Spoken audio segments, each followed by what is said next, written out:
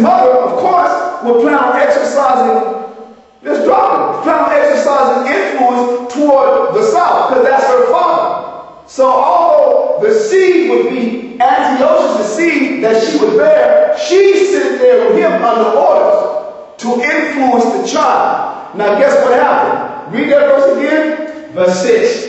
And in the end of years, they shall join themselves together. For the king's daughter of the south shall come to the king of the north. Go ahead and make an agreement. Continue. They marry.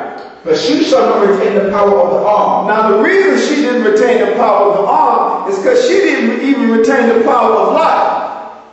Antiochus II Theos had a first wife whose name was Laodicea. Put it right here. This was Antiochus' first wife. To marry her, he put her away. He put his first wife away. Now guess what happened? Berenice and Sarah and Antiochus Theos had a son.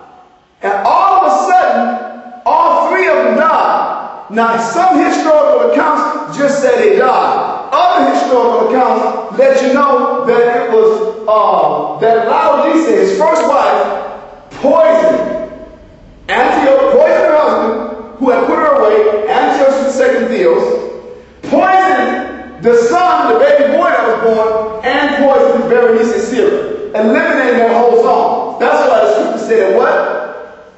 But she shall not retain the power of the arm. In other words, she didn't get the power of the arm. Go ahead. Neither shall he stand. In other words, when it said neither shall he stand, this Ptolemy had no more interest. No, he had no more influence. He didn't have any agent of influence in the northern kingdom. But Antiochus II being dead, what happened? Antiochus II being dead, he didn't stand either. So what happened was the kingdom was left without an heir that was mentioned. Alright? He was left without. So one of his sons, Seleucus, the kingdom, read on down. Nor his arm. Go ahead. But she shall be given up, and they that brought her, and he that begat her, and he that strengthened her in these times. In other words, everybody in that circle died. In other words, through poisoning, Antiochus II Theos was dead. The son that came from him and Berenice died. Berenice died, and Ptolemy Philadelphus eventually died of natural causes. If you can look at the years, Antiochus II died and expired in 246 BC. Not of natural causes, but Ptolemy Philadelphus also died in the same year. So basically, this was a circle of death where nobody benefited. So upon the death, go ahead.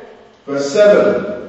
But out of a branch of her roots shall one stand up in his estate. When it says out of a branch of her roots shall one do what? Shall one stand up in his estate. In other words, this Ptolemy's son stood up in his estate. Ptolemy Elhetus. I don't know how to say it in English. I only know how to pronounce it in Spanish. That's a damn shame, but it's how it is. Ptolemy Elhetus. Wetness. However you say it. You know what? I really can't pronounce that in English. You know how you can pronounce it in Spanish, but you can't pronounce it in English because of how the vowels are. So I don't know. But the point is, Ptolemy III stood up. It says, one shall stand up in his estate. Go ahead. We shall come with an army and shall enter into the fortress of the king of the north. Now here's the deal. One with an army that stood up in his estate, the king of the south. It was Ptolemy III, who initially, before his sister died, his sister had sent message for him to come up anyway and establish her son as king of the north.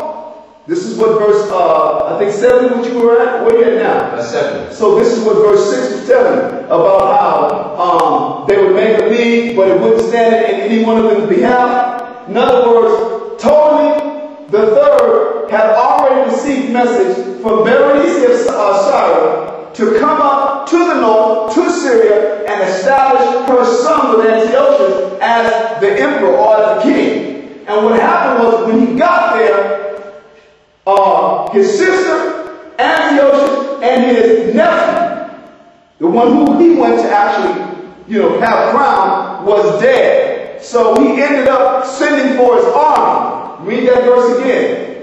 Verse 7. But out of a branch of her roots shall one stand up in his estate, which shall come with an army, and shall enter into the fortress of the king of the north. Go ahead. And shall do against them, and shall prevail. Now when you read the history, let me say this. This person, Ptolemy III, ended up going to war against Seleucus. Remember, Antiochus II Theos had gotten put to death. So his son succeeded. Succeeded him. Alright? So Seleucus II Callinicus. Seleucus II, whose surname was Callinicus, ended up going to war with Ptolemy III, which was termed the Third Syrian War, and it was even named the Laodicean War because of the circumstance that prompted the war. The circumstance that precipitated that those two houses went back to war was over the doings of Laodicea. Antiochus II, whose surname was Theos, his first wife, poisoning the whole trio. Read that again, brother. Verse 7. But out of a branch of her roots shall one stand up in his estate, which shall come with an army, and shall enter into the fortress of the king of the north, and shall deal against them, and shall prevail. Now when it says shall deal against them, and shall prevail, I'm going to show you. We're going to go to the map. At this point, this map is in 264 BC. What the Southern Empire, the Ptolemaic Egyptian Empire, it literally ended up getting Syria, ended up getting Antioch. You'll see Antioch right here. Now Antioch is way up in the Syrian territory. So as a result of the Laodicean War, or the Third Syrian War, the south goes up as far as Antioch. It briefly reaches Babylon, all the way here. So this is a map, so you can't just keep changing the colors because it's a map. But it's showing you how the empire started, and little by little, they were constantly imposing on each other's territory. So they ended up getting Syria, they ended up getting Antioch, and they even reached as far as Babylon. Now what happened was, in exchange, the battle, like I said, was intense, and finally the north wanted peace. So in exchange for peace, what Ptolemy III, what the Seleucid king at the time, which was, like we saw, Seleucus II Callinicus, whose son was Callinicus, he ended up giving up northern coast of Syria. In other words, he literally gave up this port that was here. In other words, port cities. The port, it was called Pieta was right here, and it was a port city. And that was the whole, the advantage of that was you could operate your naval fleets. You know what I mean? Not having a naval fleet farther north helped him to maintain his dominance rather than having to always take long journeys. But as a result of the Third Syrian War, that's what happened. Read that verse again. Verse 7. But out of a branch of her roots shall one stand up in his estate. Talking about Ptolemy III, go ahead. Which shall come with an army, and shall enter into the fortress of the king of the north. In other words, he went in and rolled on Seleucus II, go ahead, and shall deal against them, and shall prevail. Now let me say this. This was a whole dynamic that realized itself, that happened, that occurred between the years of 246 BC and 241 BC, like a 5-year period that this was taking place, from 246 to 241 BC. Go ahead. Verse 8. Going to verse 8 now? Yeah. Go ahead.